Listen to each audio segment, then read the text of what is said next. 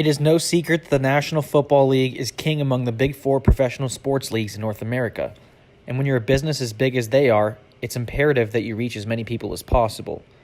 With an incredibly pricey 11-year TV deal valued at $113 billion between major networks like CBS, NBC, ESPN, and Fox, the NFL does just that by airing its games to a huge audience of people watching at home.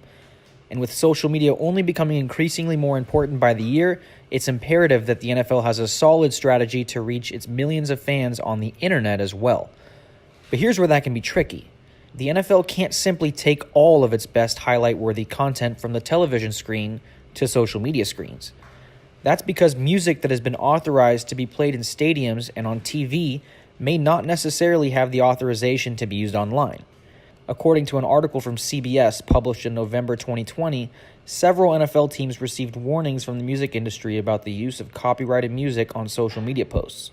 And when the Arizona Cardinals reached a six-figure settlement with a record label over a social media clip that featured music playing in the background, the NFL recognized it had a problem on its hands, one that they had to communicate internally to employees and externally to the public.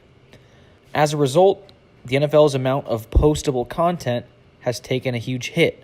Now let's take this clip for example. Akers the football and into the end zone. Touchdown, Cam Akers, and the Rams have the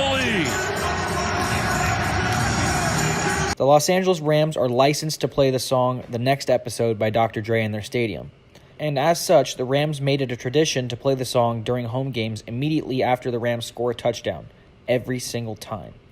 But if NFL Network made me in charge of cutting highlights from this game to its social media account, my bosses would expect me to chop this particular clip before the background music was audible. And if that wasn't possible, they'd expect me to leave it out entirely. As much as fans love seeing players dance to music during practice or games, team and league social media departments must understand the inherent risk in posting about it if they aren't properly licensed.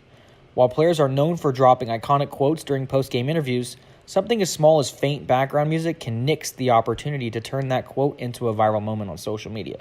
The trouble required to issue expensive settlements out of court with record labels is forcing social media teams in the professional sports world to take a hard look at their content strategy.